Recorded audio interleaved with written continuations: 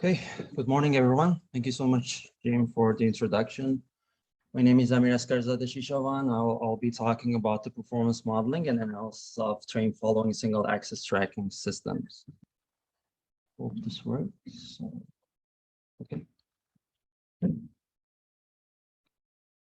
Okay, so before beginning, please allow me to give you a brief overview of our company. We are a global technology and market leader in PV tracking world. Recently, we celebrated having #1 market share for 7 consecutive years. We have more than 70 gigawatts of tracker systems in operation and under construction. We do have a global presence with 8 offices worldwide and about 550 staff, and we do have robust robust product lines, obviously solar trackers, as well as control and software and digital one. So our products come with unique features. So they can increase the yield of the systems, and they can lower the operation and installation costs. So we do have independent, balanced, self-powered trackers. And what it basically means that we are able to control each tracker independently. And this enables us to have an unparalleled optimized tracking algorithm, which boosts the performance of the system by recovering the shade loss and also enhancing the performance of the system during diffuse and cloudy conditions. Our trackers are optimized for bifacial, given their unique structure. We do have NX Navigator, which is a control platform which enables plant owners and authorized operators in order to control and monitor their power plant. Our trackers have been proven to be resilient under severe wind conditions. And we do have train following tracker solutions, which is the topic of today's talk. So in order to appreciate actually the train following trackers, we need to take a step back and see how we are installing the conventional solar trackers. Before beginning that, this is a beautiful shot from one of our sites in California. It's kind of self-explanatory. As you can see, like this is a tracker that basically follows the train in a north-south direction. It basically conforms to the shape of the ground. And as you can see, like this is like a signature that our torque tube is able to bend within like a tracker. And yeah, that's our NX Horizon XTR. XTR stands for the extreme train. So the way that we currently install conventional solar trackers is, so we have 2 options, basically. We either need to perform earthwork, and we need to do the cut and fills because world is not flat. We have undulation, and like in recent years, we're actually running out of flat or like the semi-flat lands, which are most suitable for the solar project. So we have no option but to install trackers on an undulating terrain. So we have 2 options. One is to do the grading work and install the trackers to maintain basically the straight line torque tube. Or we have another option to not do the grading, but increase the pile height. So probably, as you can see, both comes with a disadvantage. So the top one, you basically cost more. So the grading can cost sometimes up to like the 15% of the project budget. And like the bottom one also, like you basically increase the pile height and you basically, it costs you more because of like the taller the pile and like the steel, more steel. So XTR basically doesn't have any of these disadvantages. So you don't do the grading much, so it reduces the grading significantly, but it's also, and it enables you to have shorter piles, and it saves you on the cost of this steel. So this is basically what I mentioned in the previous slide. That, so the XTR can reduce the grading up to 90%. It can enable you to have less steel up to 36 inch. And also it can minimize the the soil disturbance and the ground disturbance. So here is a full list of like the XDR features and benefits.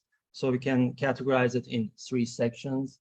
So first, it saves the project costs. So by doing less grading and having short the pile heights.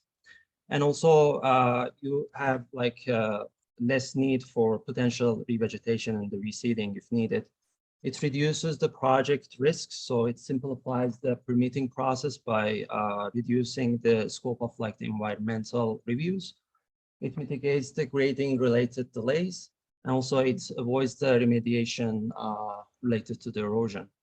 And most importantly, it minimizes the environmental impact by preserving the native topsoil and the vegetation, reducing the dust, the construction dust, and potentially actually soiling loss on the system and preventing the erosion.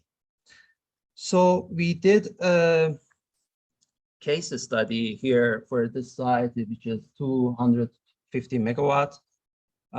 So basically, what you can see is the grading volume comparison for standard NX Horizon conventional solar tracker, and also the NX Horizon XTR, which is the terrain following tracker. So for this case, we had a reduction of about 65% in the grading volume. So each color represents either cut or fill required in order to install the solar trackers. So the negative values, like the highest negative value, is related to the pink color, but that's basically associated with the cut that you need to make. And the positive values are basically the filling. So far, we have 3 gigawatts of XTR in operation and about 4.6 gigawatt contracted to date. But let's get to the fun part. How should we model these terrain following trackers and what we need to consider when we're modeling? So probably you have realized so far it's not a straightforward task. And there are a few things we need to take into account. So the first one is POA variation within a string. So there is like a collector plane, as you can see here, and it consists of usually like 7 to 8 modules. So they're basically installed between 2 piles. And like all the module, and we call it a bay. So basically all the modules in the bay, they have the same north-south slope or the same axis tilt, and they're facing the same direction, and they're receiving almost same gradients. However, the modules in the next bay with XDR solution, they may like have a different axis tilt, and they may receive actually different gradients. And all of them are within a string. So we need to take that into account when we're modeling these systems. Another thing is you may end up having irregular row-to-row, inter-row shading patterns when you do when you have the XDR systems. So I should point that out that in this study, I've assumed only standard backtracking algorithm. I haven't assumed any optimized tracking algorithms. So with XDR, like when you install the trackers on a train and you use the standard backtracking, you have shading. But with XDR and the train following trackers, you basically end up having like some sort of irregular shade patterns, like curvy, like the shade patterns, depending on the shape of like the adjacent row. And these two basically means that we need to model electrical mismatch very accurately in these systems. So we do have an internal modeling tool at Nextracker. We call it TrueSim.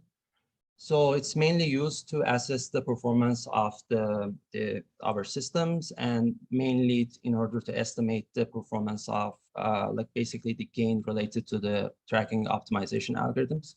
So a new generation of this tool is under development, which uses open source softwares like SAM, PVLib, and PVMismatch. And it's able to model terrain following trackers. So in this talk, I'm going to talk about this model and some of the results, preliminary results that we have from a case study. So TrueSim process flow. So how it works is basically, so we have access to the coordinates, basically X, Y, Z coordinates for each pile in the projects. This is, I think, about 400 megawatt site. And as you probably it's hard to see, but each like rectangle here represents a tracker, and each color basically means north, represents a north-south slope or axis tilt. So like the positive values, basically it's green, and the negative values are red. So if you zoom in, actually, you will see that within each tracker, you have different colors, meaning that you have a different north-south slope or the axis tilts. So we have this data, and what we do is we use a modified version of 3D shade modeling from SAM. And with that, like this is an example of an XTR tracker system that we are modeling. So as you can see, it's like there's a curvature to the tracker. And with this shade modeling tool, we are able to actually calculate and determine the polygon shade on each of the base, each of the collector planes, and therefore on each of the trackers. So these are some examples, again, using a standard backtracking algorithm on a few of rows for this site. So what we do next is basically we determine the cell level irradiance. So we calculate the direct and diffuse irradiance on a collector plane, and we use the shade percentage for each cell in a module using these shade polygons that we have, and we determine the effective irradiance on each cell. And then we use the awesome model of PV mismatch from SunPower and Mark Minkowski to model the mismatch and calculate the string level IV curve and tracker level and like the system level, basically IV curve, and determine the maximum power point for the whole system. So we use this model and we did a case study. So what we wanted to basically understand at Nextracker was what is like the relative performance of NX Horizon compared to standard NX Horizon. So again, this is a site of it's actually train following site. But what we did, we basically hypothetically kind of did the grading and calculated the pile heights and made the equivalent standard NX Horizon site. And you can see the difference here. Maybe it's not very visible for the people in the back, but you see more you actually see uniform colors for each tracker, basically meaning that all the modules, all the collector planes, they have like a single axis tilt and single north-south slope. Whereas on the NX Horizon, NX Horizon XTR, you see like the variation. And here it's actually more visible. Like this is a 20 module block, about 1 megawatt of the system. If you compare like this system to here, you see the variation, which is the axis tilt for the XTR compared to the NX Horizon, and you see the 3D scene for both of them. Okay, so coming to the results, what we saw, and we modeled this sites in Austin, Texas, and we did the annual simulation using the TMY weather file. And we, what we saw is actually a small, the percentage loss of like 0.35 for NX Horizon XTR compare standard NX Horizon. So this is, we're comparing basically NX Horizon XTR against NX Horizon, but on a train. So we are not like comparing it against the flat condition. So if we look at the monthly values, what we see is mostly like lower percentage loss during the summertime and higher percentage loss during the winter time. So I believe the reason is that most of the losses like related to the XTR is actually during the backtracking hours, which like for sunny days, which we have a longer day and like a larger production, which translates to a smaller percentage number compared to the winter time. We also did an analysis on the impact of like the diffuse fraction index. That's what the terminology we use at Nextracker. Basically, it's the DHI over GHI. It shows how diffuse this guy is. And for 3 buckets, sunny, meaning DFI is less than 0.5, semi-cloudy, between 0.5 and 0.7, and cloudy more than 0.7, we saw like a trend that the loss associated with the XDR system decreases as it gets cloudy, which is kind of intuitive because you basically have lower mismatch on cloudy days. You still like receive different diffuse values, diffuse irradiance on different collector planes, but that difference is much smaller than on a sunny day. And we also basically looked at like the different blocks. So this is the simulated like the 2 scenarios. Basically, we compared like the top block, which you see, of course, like very small variation within basically the XDR trackers, and that translates to almost no annual loss. However, like the bottom block, if you compare it, you see more variation within a string, so it makes sense to have higher losses, and that's what we saw. So about 0.68, and like an average for this block, we got a performance loss of 0.35%. So conclusion, train following tracker solutions they have a bunch of benefits. So they can significantly reduce the project costs and risks, and also like mitigate environmental impact. In order to model these systems, we need to take into account POA variation within the strings, irregular shadings, which needs a sophisticated 3D shade modeling, and also the electrical mismatch, which is associated with that. So we are developing a next generation of TrueSim, which you saw some of the preliminary results from that. And I know that there are other commercially available software out there that they are actually able to model train following trackers, or they have capabilities and they will be able to model train following trackers in the future.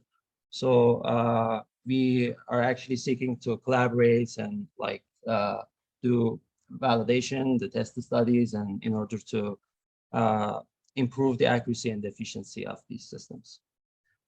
Okay, with that, I will conclude.